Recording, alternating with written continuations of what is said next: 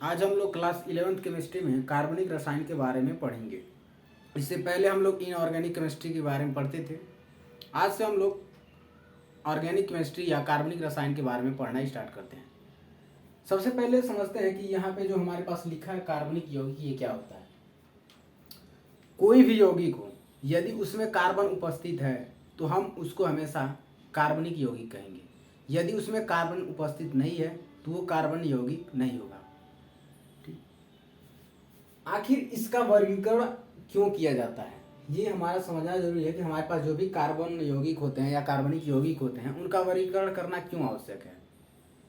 तो जो हमारे पास कार्बन होता है, कार्बन की दो प्रॉपर्टी बहुत ही फेमस है। एक इसकी चतुसंयोजकता, मतलब इसकी जो वैलेंसी होती है 4 होती है। दूसरी इसकी जो बॉन्ड बनाने की प्रक्रिया है वो श्रृंखलन टाइप का होता है, मतलब एक कार्बन दूसरे कार्बन से बहुत आसानी से जुड़ जाता है। ये जो है इसकी संयोजकता है और ये इसका श्रृंखलन गुण है। तो कार्बन के इसी संयोजकता और चतुसंयोजकता, ये क्या है, चतुसंयोजकता, मतलब इसकी संयोजकता 4 होती है और यह है श्रृंखलन गुण, ये है हमारा श्रृंखलन गुण। तो कार्बन की इसी 2 गुणों के कारण हमारे पास बहुत सारे कार्बनिक यौगिक पाए जाते हैं। उनके बारे में पढ़ने के लिए हमको इनका वर्गीकरण करना पड़ता है, तब जाकर हम आसानी से समझ पाते हैं कि कौन से कार्बनिक यौगिक किस प्रकार से बने हैं और उनका किस प्रकार से स्ट्रक्चर बना होता है और उसके किस प्रकार से और भी सारी क्रियाएं होती हैं। तो उसके लिए हमें ज़रूरी होता है कि इसका वर्गीकरण करें और उसके बाद वर्गीकरण करने के बाद चूंकि हमारे पास बहुत सारी कार्बनिक यौगिक मिल जाते हैं तब हम उनका नामकरण करना स्टार्ट करते हैं। तो कार्बन की इसी 2 प्रॉपर्टी का, उसकी चतुसंयोजकता तथा श्रृंखलन गुण के कारण हम कार्बनिक यौगिकों का वर्गीकरण करते हैं और उसके बारे में हम जानकारी इकट्ठा करते हैं। हम एक स्ट्रक्चर बना रहे हैं कार्बनिक यौगिक का, जिससे यह पता चलेगा कि हमारे पास किस तरह से कार्बनिक यौगिकों के बारे में हमें पढ़ना है और उसके बाद हम एक एक करके एक एक टॉपिक को डिटेल में पढ़ाएंगे।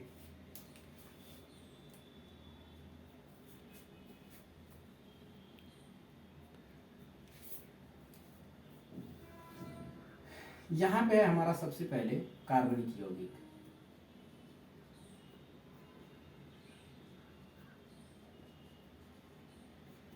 पढ़ने की दृष्टि के हिसाब से कार्बनिक यौगिकों को सबसे पहले 2 भागों में बांटा गया है।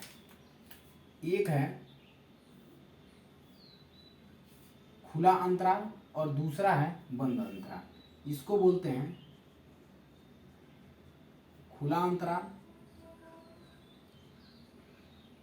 या ओपन इंटरवल और इसको बोलते हैं बंद अंतराल।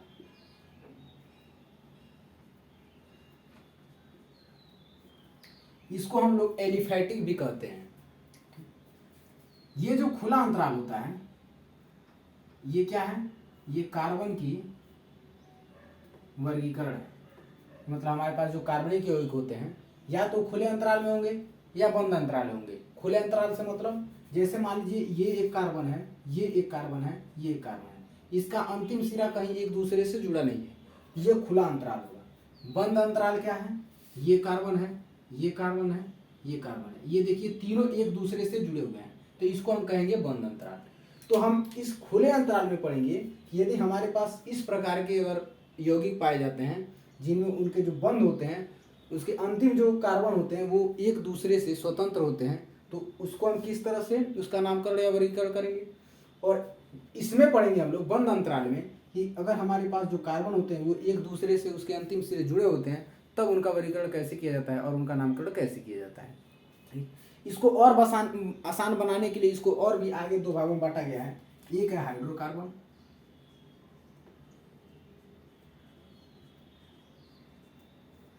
और दूसरा है हाइड्रोकार्बन व्युत्पन्न। हम आगे इसके एक एक टॉपिक को डिटेल में बताएंगे, लेकिन अभी हमको इसका स्ट्रक्चर पता होना चाहिए कि हमको पढ़ना क्या है। ये होता है हाइड्रोकार्बन व्युत्पन्न। हाइड्रोकार्बन क्या होता है, हाइड्रोकार्बन में हमारे पास जो भी कंपाउंड होता है वो हाइड्रोजन और कार्बन से मिलकर बना होता है। और हाइड्रोकार्बन व्युत्पन्न में क्या होता है, हाइड्रोजन और कार्बन के साथ साथ उसमें हाइड्रोजन को विस्थापित करके कोई दूसरा एलिमेंट भी जुड़ा होता है, वो होता है हमारा हाइड्रोकार्बन। जैसे अगर हम हाइड्रोकार्बन की बात करें तो यहाँ पे आप सिर्फ ले सकते हैं CH4।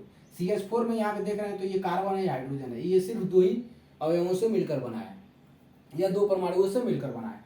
लेकिन अगर हम कार्बन इसकी का हाइड्रोकार्बन व्युत्पन्न की बात करें तो यहाँ पे अगर आप ले लें CH3Cl, तो यहाँ पे आप देख रहे हैं यहाँ पे एक एक्स्ट्रा एलिमेंट आ गया, क्या? Cl, जो कि कार्बन और हाइड्रोजन के बाद एक और एलिमेंट आया है Cl, इसलिए हम इसको कहेंगे हाइड्रोकार्बन व्युत्पन्न। हाइड्रोकार्बन में क्या होता है? हाइड्रोकार्बन में सिर्फ कार्बन और हाइड्रोजन होता है। हाइड्रोकार्बन व्युत्पन्न में कार्बन हाइड्रोजन के साथ साथ कोई एक तीसरा एलिमेंट भी होता है। इसको और आगे हम लोग इसको और इजी बनाने के लिए हम लोग हाइड्रोकार्बन को भी दो भागों में बांटते हैं। एक क्या होता है? एक होता है संतृप्त हाइड्रोकार्बन और दूसरा होता है असंतृप्त हाइड्रोकार्बन। ये है असंतृप्त हाइड्रोकार्बन और ये है असंतृप्त हाइड्रोकार्बन।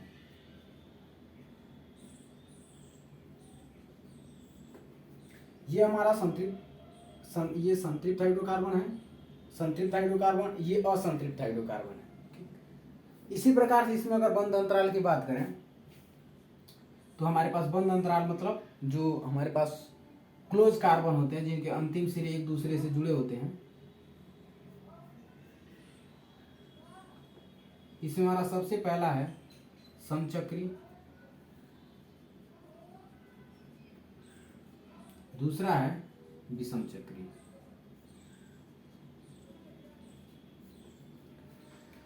समचक्री क्या होता है? जिसमें जो रिंग होता है, जो रिंग बनता है वो सिर्फ कार्बन के बीच में बनता है। जैसे अगर हम बात करें इस समचक्री की तो अगर हम यहाँ पे कार्बन ले लें, जैसे ये कार्बन हो गया, ये कार्बन हो गया, ये कार्बन हो गया, ये कार्बन, ये कार्बन और ये कार्बन, इसमें ये जो रिंग दिख रहे हैं इसमें सिर्फ और सिर्फ कार्बन की उपस्थिति है। ठीक, अभी हम इसकी बैलेंसी की बात नहीं कर रहे हैं कि यहाँ पे कितना हाइड्रोजन होगा कितना, बस हम ये समझ रहे हैं कि इसका जो रिंग बनेगा उसमें जो कार्बन की उपस्थिति है वो सिर्फ कार्बन ही होगा। लेकिन विषम चक्रीय यौगिक में क्या होता है कि अगर ये विषम चक्रीय यौगिक होगा तो मान लीजिए अगर ये कार्बन है, ये कार्बन है, तो इसके साथ साथ यहाँ पे आप देखेंगे एक दूसरा कोई इस प्रकार से एलिमेंट जुड़ा होगा, जो कि यहाँ पे कार्बन है, यहाँ पे कार्बन, यहाँ पे कार्बन, यहाँ पे कार्बन, लेकिन यहाँ पे क्या है? नाइट्रोजन है। हमने यहाँ पे कार्बन को नहीं दिखाया है, लेकिन यहाँ मान लीजिए कि ये कार्बन है, इस प्रकार से कुछ इसका स्ट्रक्चर बनेगा, ये हमारा नाइट्रोजन हो गया। तो इस प्रकार के जो कंपाउंड होते हैं उसको हम कहते हैं विषम चक्री, और इस प्रकार के कंपाउंड जो होते हैं उसको हम कहते हैं समचक्री। समचक्री मतलब जो कंपाउंड होते हैं उसको और आसान बनाने के लिए फिर से हम लोग इसको दो भागों में बांटते हैं। एक होता है एलिसाइक्लिक, एक होता है एरोमेटिक। इसका जो प्रकार है वो है एलिसाइक्लिक,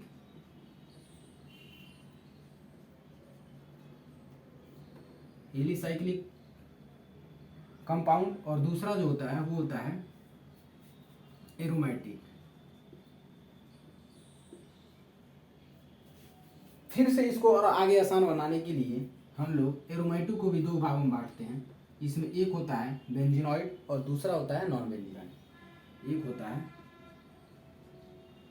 बेंजीनॉइड और दूसरा होता है नॉन बेंजीनॉइड।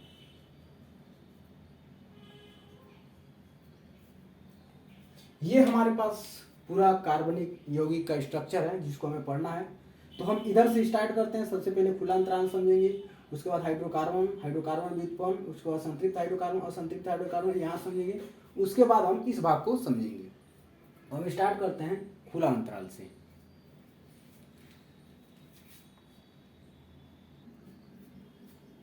इसके वर्गीकरण में जो सबसे पहला प्रकार है वो है एलिफैटिक यौगिक या खुला अंतराल।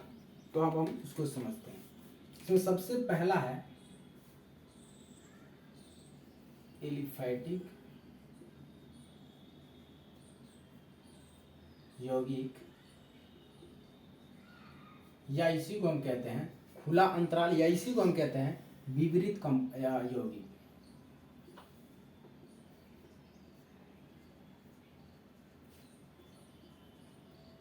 या इसी को हम विपरीत यौगिक भी कहते हैं।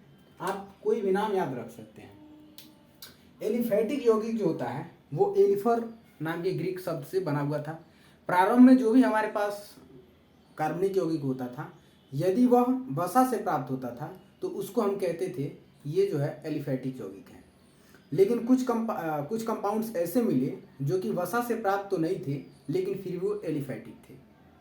तो इसका परिभाषा बदल के क्या दिया गया कि वसा के साथ साथ अगर कोई भी कंपाउंड होता है उसके अंतिम सिरे स्वतंत्र होते हैं तो यह मान लिया जाएगा कि वो जो कंपाउंड है वो हमारा एलिफैटिक होगा।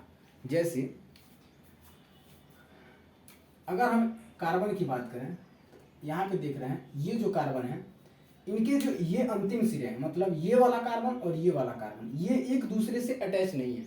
तो इस प्रकार के जो कार्बन होंगे उनको हम मान लेंगे कि ये जो कार्बन है इसको हम एलिफैटिक या खुला अंतराल कहेंगे। खुला अंतराल मतलब इसके जो दोनों साइड के सिरे होंगे वो एक दूसरे से स्वतंत्र होंगे। तो एलिफैटिक यौगिक क्या होते थे? जिनके अंतिम सिरे स्वतंत्र हों, उसको हम कहते थे एलिफैटिक यौगिक। अब इसकी अगर हम संयोजकता की बात करें तो कार्बन की संयोजकता हमको क्या पता है? कार्बन की संयोजकता हमारा 4 होता है। इसमें यहाँ पे देख रहे हैं एक बॉन्ड बना हुआ है। एक बॉन्ड बनने का मतलब ये इसका एक इलेक्ट्रॉन यहाँ पे है, इसका इलेक्ट्रॉन यहाँ पे होगा। इसके पास यहाँ पे अभी कितने बॉन्ड बनाएगा? 3 और बनाएगा। तो यहाँ पे मान लेते हैं एक हाइड्रोजन यहाँ पे है, एक हाइड्रोजन यहाँ पे है, एक हाइड्रोजन यहाँ पे है, और इसमें एक हाइड्रोजन इसको मान लेते हैं, एक हाइड्रोजन। अब इसकी संयोजकता गिनिए तो 1 2 3 4, ये हमारे पास 4 संयोजकता पूरी होगी। इसी तरह से यहाँ पर भी होगा, यहाँ पे हाइड्रोजन होगा, यहाँ पे हाइड्रोजन, और यहाँ पे हाइड्रोजन होगा, यहाँ पे हाइड्रोजन, यहाँ पे हाइड्रोजन। अगर आप इसका नाम लिखना चाहें तो क्या लिखेंगे? 4 कार्बन को हम लोग क्या कहते हैं? 4 कार्बन को हम लोग ब्यूट कहते हैं। आप लोग कार्बन के बारे में पढ़े होंगे, एक कार्बन को मेथ, 2 कार्बन को एथ, 3 कार्बन को मेथ एथ प्रोप। अगर आप यहाँ पे एक कार्बन हो तो 2 कार्बन, 1 का मतलब कार्बन 1 है, 2 का मतलब कार्बन 2 है, ये कार्बन 3, ये कार्बन 4, ये कार्बन 5, कार्बन 6, कार्बन 7। मतलब 7 कार्बन हो तब क्या कहेंगे? 6 कार्बन हो तब क्या कहेंगे? 5 कार्बन हो तब क्या कहेंगे? 4 कार्बन हो तब क्या कहेंगे?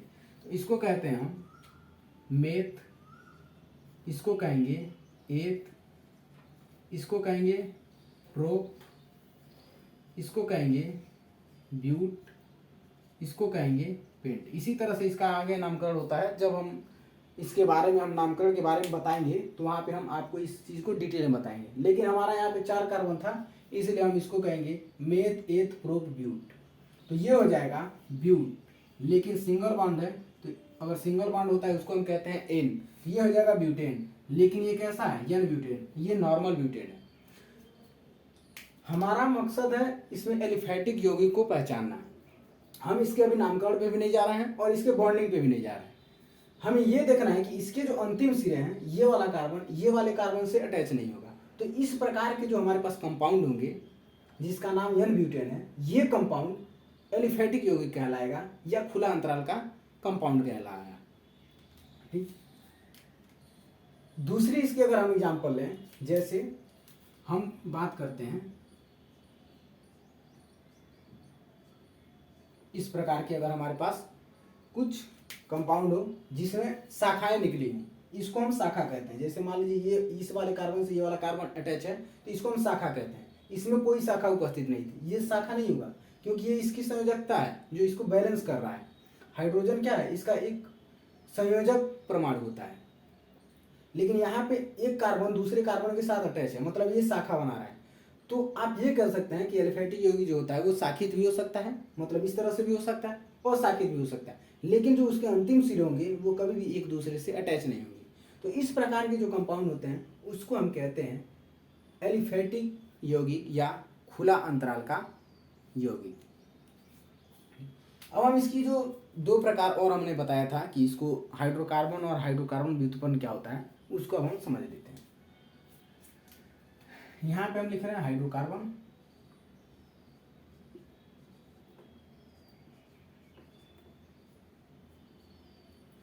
और ये हमारा दूसरा यहाँ पे लिख रहा है हाइड्रोकार्बन व्युत्पन्न। ये है हमारा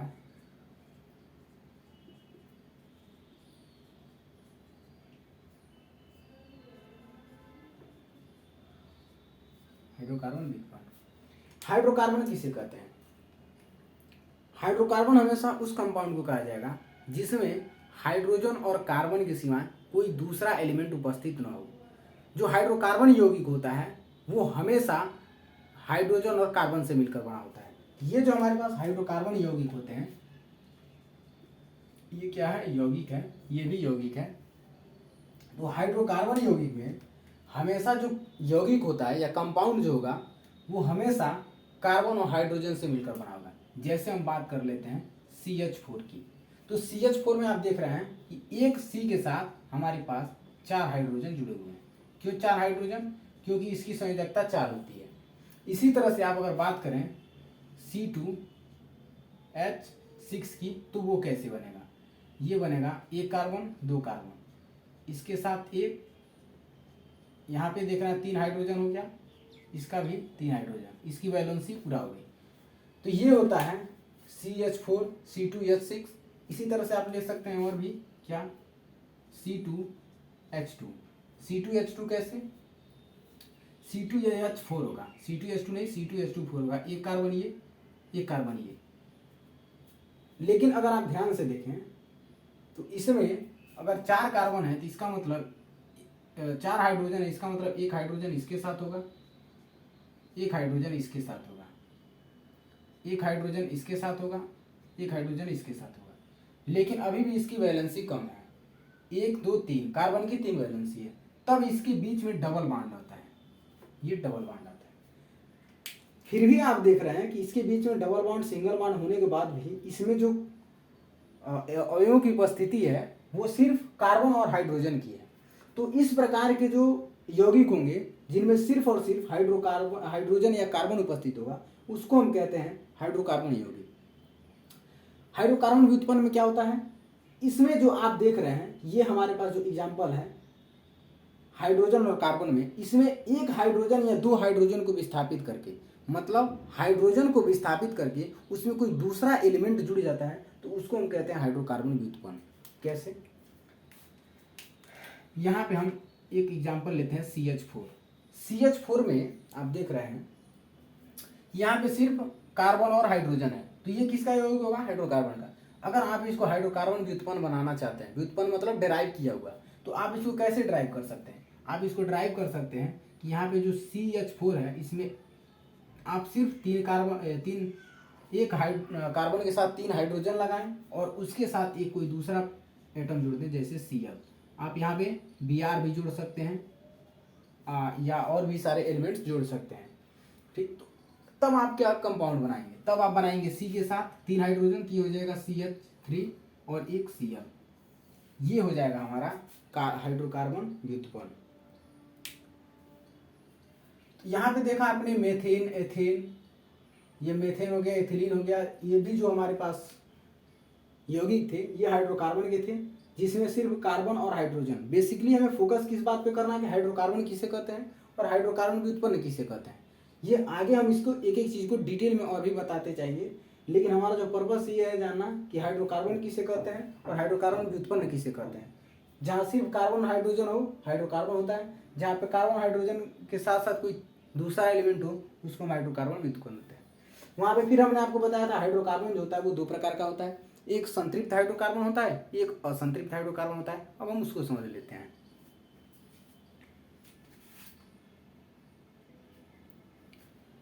हाइड्रोकार्बन में जो हमने 2 प्रकार और बताया था उसमें एक था संतृप्त हाइड्रोकार्बन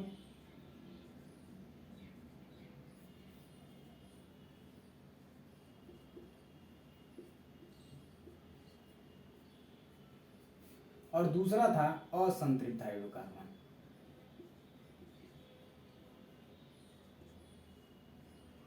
ये दोनों जो प्रकार थे ये प्रकार थे हाइड्रोकार्बन के। अब हम समझते हैं कि संतृप्त हाइड्रोकार्बन क्या होता है, असंतृप्त हाइड्रोकार्बन क्या होता है। संतृप्त हाइड्रोकार्बन वे हाइड्रोकार्बन होते हैं जिसमें हाइड्रोजन और कार्बन के बीच में सिर्फ सिंगल बॉन्ड उपस्थित होता है। कैसे? यहाँ पे अगर हम फॉर्मूला ये एग्जाम्पल ले लें किसका, बेंजीन का, तो आप देख रहे हैं बेंजीन नहीं मेथेन का। यहाँ पे जो हमारे पास मेथेन का फार्मूला है ये हमारा मेथेन, इसमें मेथेन में आप देखिए तो इसमें सिर्फ और सिर्फ सिंगल बॉन्ड है, मतलब एक कार्बन एक हाइड्रोजन आपस में सिंगल बॉन्ड के द्वारा जुड़े हुए हैं। तो इस प्रकार के जो हमारे पास हाइड्रोकार्बन होते हैं उसको हम कहते हैं संतृप्त हाइड्रोकार्बन। इस सिंगल बॉन्ड को हम कहते हैं सिग्मा। तो संतृप्त हाइड्रोकार्बन जो होते हैं उसमें जो बॉन्ड बनाने की प्रक्रिया होती है वो सिर्फ और सिर्फ सिंगल होती है। सिंगल बॉन्ड होने के कारण ये जो होते हैं ये प्रतिस्थापन अभिक्रिया देते हैं। प्रतिस्थापन अभिक्रिया मतलब यहाँ पे अगर आप किसी दूसरे एलिमेंट्स को जोड़ना चाहते हैं, अगर हाइड्रोजन की जगह पे आप क्लोरीन को जोड़ना चाहते हैं तो ये जो क्लोरीन होगा ये इस हाइड्रोजन को विस्थापित कर देगा, मतलब बाहर निकाल देगा और उसके जगह पे जाके ये क्लोरीन जुड़ जाएगा। तो इस प्रकार के जो संतृप्त हाइड्रोकार्बन होते हैं जो सिंगल बॉन्ड से बने होते हैं वो प्रतिस्थापन अभिक्रियाएं देते हैं, लेकिन ये बहुत ही कम क्रियाशील होते हैं, बहुत ही कम क्रिया करते हैं। लेकिन इसके अपेक्षा अगर हम असंतृप्त हाइड्रोकार्बन की बात करते हैं जिसमें बहुआबंध उपस्थित होता है, बहुआबंध मतलब डबल बॉन्ड ट्रिपल बॉन्ड उपस्थित होता है, उसको हम कहते हैं बहुआबंध। जैसे हम बात करें अगर C2H6 की बात करें, C2H4 की बात करते हैं, C2H4। तो C2H4 का अगर आप स्ट्रक्चर बनाएं तो यही बनेगा। क्या ये हमारा C एक H और एक H, डबल बॉन्ड C एक H और एक H। तो ये जो एग्जाम्पल है इसमें आप देख रहे हैं कि यहाँ पे डबल बॉन्ड उपस्थित है। और असंतृप्त हाइड्रोकार्बन होता क्या है जिसमें डबल बॉन्ड या ट्रिपल बॉन्ड उपस्थित है। यदि आप इसी को ट्रिपल बॉन्ड बनाना चाहते हैं तब कैसे बनाएंगे, आप एक और हाइड्रोजन के यहाँ से हटा दीजिए तो आप क्या बनाएंगे, यहाँ पे C2H2 बन जाएगा, आपका C2H2 बन जाएगा। तो C2H2 का स्ट्रक्चर कैसे होगा, C2H2 का स्ट्रक्चर ये हमारा C, ये 3 और ये एक हाइड्रोजन। ऐसा क्यों, यहाँ पे आप देख रहे हैं कि यहाँ पे हमें पता है कि कार्बन की संयोजकता 4 होती है जो कि हमने शुरू में बता दिया है। तो यहाँ पे 3 बॉन्ड हैं और ये इसके पीछे है, मतलब या इसकी भी संयोजकता 4 है और इसकी भी संयोजकता 4 है, और इसको हम कहते हैं एसिटिलीन। और ये जो होगा हमारा एथिलीन होगा और ये जो हमारा होगा मेथेन होगा। ठीक, तो ये जिसमें डबल बॉन्ड या ट्रिपल बॉन्ड उपस्थित होता है उसको हम कहते हैं असंतृप्त hydrocarbon. Double bond triple bond को ही हम क्या कहते हैं, बहुआबंध कहते हैं। अगर किसी कंपाउंड में बहुआबंध उपस्थित है और वो सिर्फ हाइड्रोजन और कार्बन से मिलकर बना हुआ है तब हम उसको कहेंगे कि ये जो है असंतृप्त हाइड्रोकार्बन है। क्या असंतृप्त हाइड्रोकार्बन में यदि हाइड्रोजन और कार्बन, क्योंकि हाइड्रोकार्बन तो सिर्फ 2 ही चीज़ों से मिलकर बना होगा, हाइड्रोजन और कार्बन, यदि हाइड्रोजन और कार्बन में बहुआबंध उपस्थित हो, मतलब द्विबंध या त्रिबंध उपस्थित हो, ये द्विबंध ये त्रिबंध उपस्थित हो तो उसको हम कहेंगे असंतृप्त हाइड्रोकार्बन। यदि संतृप्त हाइड्रोकार्बन होगा तो उसमें सिर्फ और सिर्फ सिंगल बॉन्ड उपस्थित होगा जो कि हाइड्रोजन और कार्बन से मिलकर बना होगा। ये जो हमारा था ये प्रतिस्थापन अभिक्रिया देता था।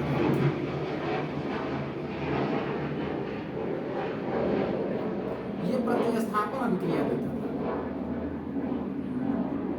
लेकिन ये जो होगा असंतृप्त हाइड्रोकार्बन ये हमारा योगात्मक अभिक्रिया देगा।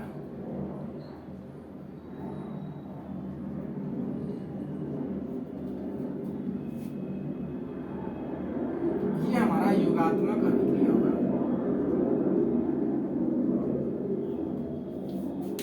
दूसरी बात क्या होगा कि ये वाला मतलब प्रतिस्थापन अभिक्रिया जो देने वाला कंपाउंड होगा जो संतृप्त हाइड्रोकार्बन होगा ये बहुत ही कम तेजी के साथ रिएक्शन करता है। लेकिन अगर उसके स्थान पर अगर आप इसको लेके जाते हैं डबल बॉन्ड और ट्रिपल बॉन्ड वाले को, मतलब असंतृप्त हाइड्रोकार्बन को, तो ये बहुत तेजी के साथ रिएक्शन करता है, क्योंकि इसमें जो बॉन्ड होता है डबल बॉन्ड और ट्रिपल बॉन्ड, इसमें एक सिग्मा बॉन्ड होता है और एक पाई बॉन्ड होता है। इसमें भी एक सिग्मा होगा और इसमें 2 पाई होगा, यहाँ पे 2 पाई होगा। तो इसमें जो पाई बॉन्ड होता है वो बहुत तेजी के साथ टूटता है, यहाँ पर भी पाई बॉन्ड जो होगा वो बहुत तेजी के साथ टूटता है। लेकिन इसके बीच में इन दोनों के बीच में जो बॉन्ड होता है वो सिग्मा बॉन्ड होता है और सिग्मा बॉन्ड पाई बॉन्ड की अपेक्षा ज़्यादा मजबूत होता है। ये था हमारा कुछ कार्बनिक यौगिकों से संबंधित टॉपिक्स। अब हम नेक्स्ट वीडियो में इसके जो बंध अंतराल है उसको हम समझेंगे।